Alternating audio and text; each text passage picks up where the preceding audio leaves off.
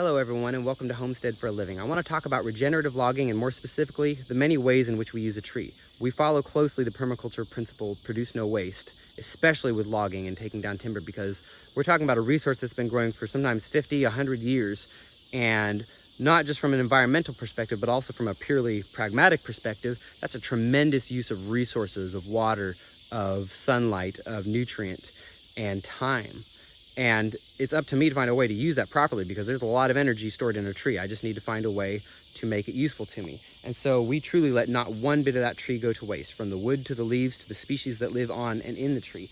Everything gets used. So here's a few of the uses we do. So for this spot we're clearing, we have mainly cedar and oak, and different hardwoods that are similar to oak.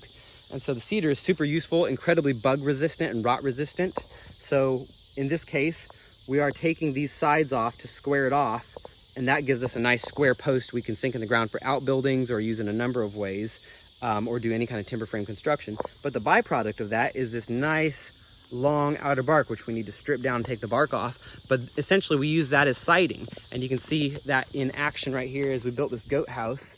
We were able to just use that as the siding. It's very aesthetic, it looks nice, it's actually got structural integrity, and it gets the job done for an outbuilding. If you were more careful, you could use it for a cabin or a house or any other kind of structure. So from there, eventually that tree gets a little bit too small to be used for those kinds of purposes.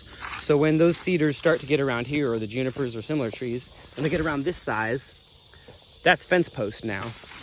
Great for that. Again, super rot resistant, perfect for that. Or we'll actually cut the tree off about 5 feet high and then use that existing portion as a fence post. We've done that all up and down this fence line here.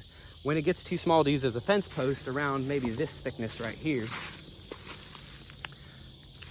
then we can use that for trellises, arbors, that kind of thing. We'll put 2 vertical ones in and then a big long horizontal one. We can climb our beans, our peas, grapes, anything like that.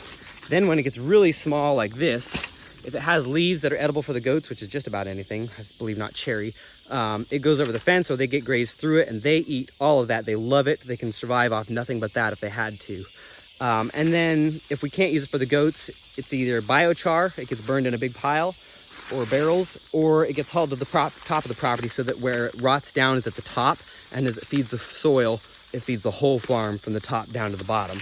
And then these leaves are our mulch we go through in the fall, and we mow our forest. The neighbors definitely think we're crazy, but we mow it with a bagger, and we use all of those chopped up leaves as our mulch and as our compost base, and we use it as bedding in the animal housing as well. But it also doesn't end there. A lot of these logs we use for inoculating mushrooms into, so they kind of continue their life in a different way. And then there's byproducts on the log, symbiotically living there, such as this lichen called Ooznia, which is a natural antibiotic. And as you can see, there is a ton on this tree. We're losing light, but hopefully you can still see.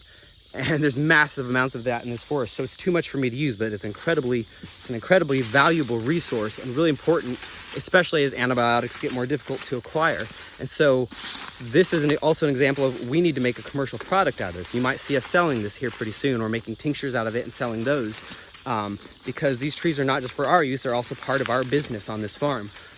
So anything I mentioned that we do for our own uses, we could sell fence posts, or we could make that into a finished product. We could make a bench or a picnic table with this lumber, and sell it. Or we could use this kind of chainsaw milling to make a cabin and sell it on a property and up the value. The possibilities are endless. We could use that cordwood to make cordwood buildings, an incredible building method that just one person can build a whole house with nothing but a chainsaw with. I'm just barely touching on the uses we can do with our trees. Even the stumps left in the ground oftentimes have uses. So hopefully that really gets you thinking. If you can think of more uses that I have not mentioned, I would absolutely love to see them. And hopefully that gets you thinking about how to just use everything from everything that you have to harvest, whether it's a tree or a vegetable or an animal. All right, in the meantime, y'all, stay safe, be well, and happy homesteading.